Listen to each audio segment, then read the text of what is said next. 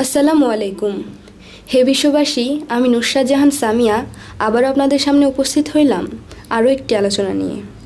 আজকে আমি আপনাদের সামনে যেই বিষয়ে আলোচনা করব সেটি হলো সকল সত্য ধর্মেই মুহাম্মদ আছে। এই বিশ্বজগতে মুহাম্মদ ছাড়া কোনো কিছুই নাই। এই নিয়ে কিছু তত্ত্ব আলোচনা করব। মুহাম্মদ সকল ধর্মে এবং বিশ্বের সকল জায়গায় কি করে আছে বা থাকতে পারে? আল্লাহ তাআলা বলিয়াছেন, আলা কুল্লে শাইইন কদির, অর্থাৎ আমি আল্লাহ সর্ব জায়গায় বিরাজমান। আরও বলা হইয়াছে আলা কুল্লে শাইইন মুঈত, অর্থাৎ মুহাম্মদও সমস্ত বিশ্বে আছে। কিন্তু কেমন করে থাকতে পারে? সমস্ত বিশ্বে তো শুধু আল্লাহই বিরাজমান আছেন। উত্তরটি হলো, আল্লাহর নূরে মুহাম্মদী নূর সৃষ্টি হইয়াছে এবং মুহাম্মদী নূরে সারা জাহান সৃষ্টি হইয়াছে। সারা জাহান যদি সৃষ্টি হইয়া থাকে মুহাম্মদী নূরে, তাহলে জাহানের নয়, শুধু দুজাহানের সমস্ত কিছুই আল্লাহ সৃষ্টি করিয়াছেন মুহাম্মদী নূর দ্বারা। বিশ্বটি যদি মুহাম্মদী নূরে সৃষ্টি হইয়া থাকে, তাহলে মুহাম্মদ ছাড়া কোন জায়গাটি আর আছে? হ্যাঁ, যদি থাকে তাহলে সমস্ত বিশ্বের বাহিরে হতে পারে, কিন্তু বিশ্বের ভিতরে নয় এবং বিশ্বটিও নয়।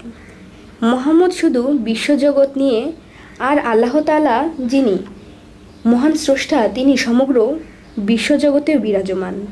তিনি বিশ্বজগতের বাহিরেও বিরাজমান। আল্লাহ তাআলার কাছে মুহাম্মদ এত প্রিয় ব্যক্তি কেন?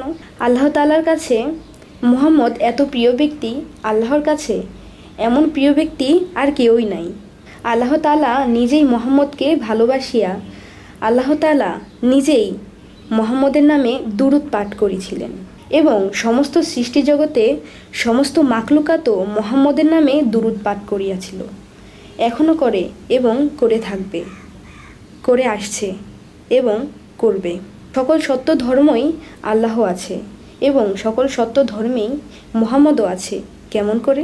চলুন আরেকটু বুঝে নেই।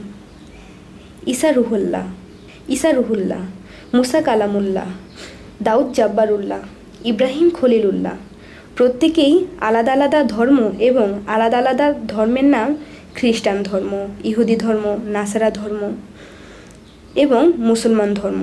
বহু বহু নবী ও পয়গম্বর, বহু বহু ধর্ম এবং বহু বহু নামে, কিন্তু কোনো নবী পয়গম্বর মুহাম্মদ ছাড়া নয়। এমনকি রামকৃষ্ণ, গৌরাঙ্গ, তাদের ধর্ম যদি সত্য হয় বা সনাতন ধর্ম যদি সত্য হয়, তাহলে এখানেও মুহাম্মদ আছে। কেননা যদি মুহাম্মদী নূরে বা মুহাম্মদের সৃষ্টি না করিলে আল্লাহ তাআলা কোনো ধর্ম বা কোনো ধর্মের নবী পয়গম্বর বা রামকৃষ্ণ কাউকেই তৈরি বা সৃষ্টি করত না, কিছুই হইতো না। এমনকি যেই জায়গায় মুহাম্মদ নাই, সেই জায়গায় তো কোনো কিছুই নেই। এমনকি সেই জায়গায় কোনো কিছুর অস্তিত্ব থাকতে পারে না, অস্তিত্বও নেই। তাহলে সেই জায়গায় নবী পয়গম্বর এবং রামকৃষ্ণ, এমনকি তাদের কোনো অস্তিত্ব থাকতো না। তাই বলছি, মুহাম্মদ না থাকিলে এই বিশ্বজগৎ থাকতো না। তাহলে মুহাম্মদ কি?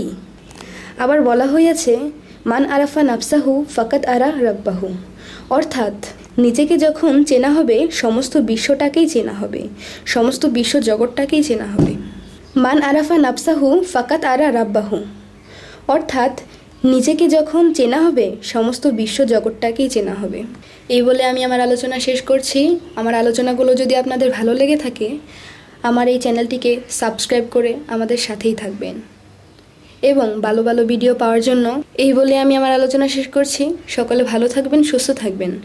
আমাদের ভিডিওগুলো যদি আপনাদের ভালো লাগে, আমাদের চ্যানেলটিকে সাবস্ক্রাইব করে আমাদের সাথেই থাকবেন এবং লাইক, কমেন্ট এবং শেয়ার করবেন।